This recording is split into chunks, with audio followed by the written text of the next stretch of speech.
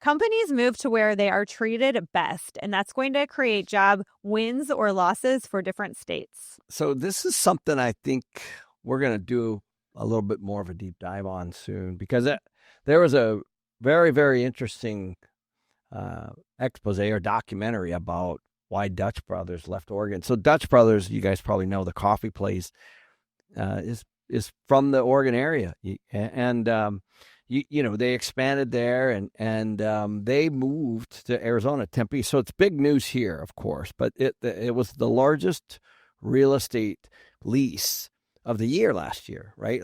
They moved. You imagine that they moved from the state that they grew from, right? And so there's a whole piece about why, right? And it was all about being able to attract employees and capital, and so Oregon's getting all this negative press as a result of their stores, obviously the crime and all that kind of stuff, and just the actual customers, but also the employees don't want to move there because of all the stuff, right? That's happening, and they don't feel safe, and on and on and on and on and on. And by the way, don't shoot the messenger here. This has happened, and the president, CEO, founders are all talking about why they moved, and it doesn't just stop with Dutch Brothers, and so why would we be bringing this up?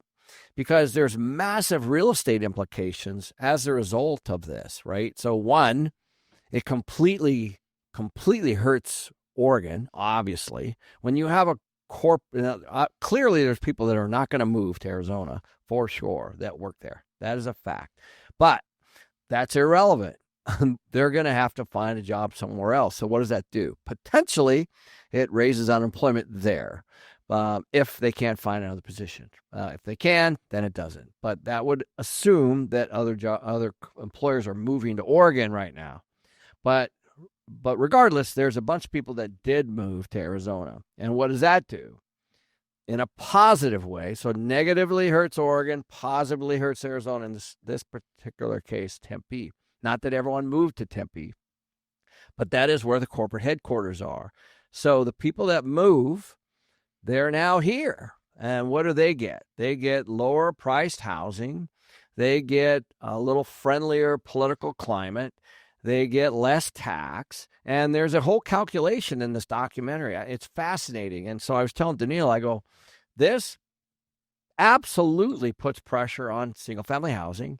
It puts pressure on rentals. It puts pressure on restaurants. It puts pressure on enrollment to schools. It puts pressure on everything. When you have a company like that relocating somewhere, it puts pressure. Yeah. So anyway, we're going to dig more into this, I think. This is a very, very interesting article that actually, it's a whole thing on, was it on YouTube? Well, and people make this so political, right? But you have to understand that currently Arizona has a blue governor, and so does Oregon. Yeah, so it's really, yeah, they're both Democrats. Yeah, it's not really just a political issue. There's Cost of living.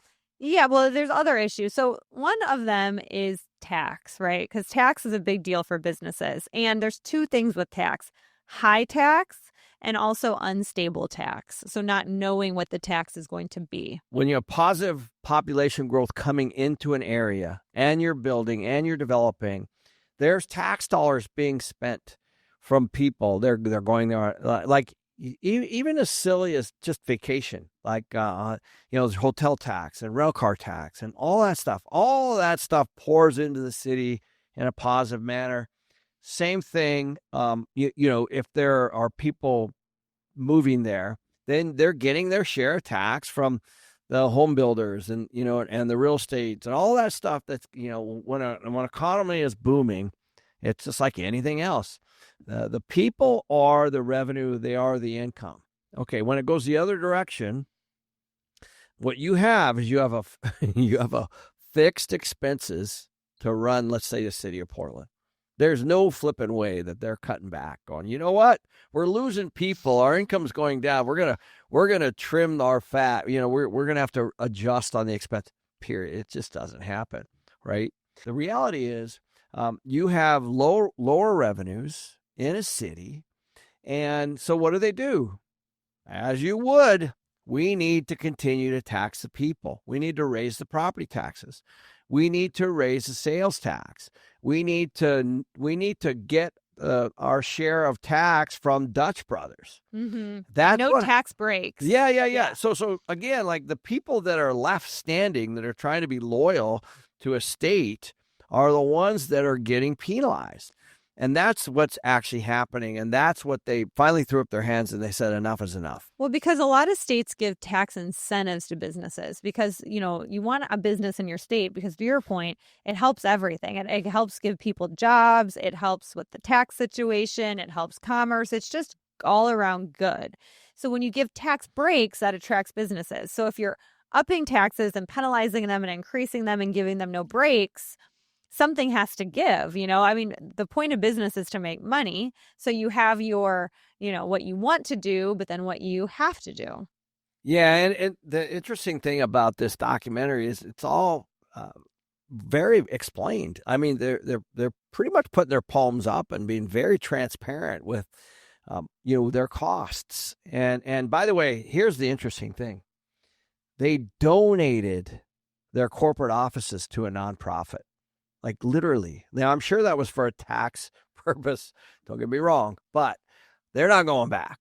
No. When you donate your corporate offices to a nonprofit, you're not going back. But I think too is the tax predictability because, you know, businesses do plan out 5 years in advance. They don't run like a normal person where it's month to month or year to year. They need some stability in order to be able to expand, grow, know their budget. And if a state can't give them that, then they can't expand. You know, they can't plan. And I think that that's a big thing on these states that people are moving to is there's a lot of incentives. Like, we're not going to raise your tax for X amount of years. We're not going to do this. That way they can actually have a game plan versus flying by their seat of their pants every year. Because one thing I can assure you is that Dutch Brothers didn't move to Arizona with no guarantee, because if they move and then next year is going to be different, they just moved their whole company, spent a bunch of money, donated their buildings. So they had to have some assurances of the set period of time where they can for sure. predict. I mean, yeah, you don't just, randomly do that. Like, this is years in the process for sure. You know, they're coming down here, they're looking at space, which is a huge issue, right? Like you can't move a big company like that down. And I love this story, right? These are a couple of entrepreneurs. I think they started in the Grants Pass area with basically a coffee stand, right? So it's the American dream. It's a fantastic story.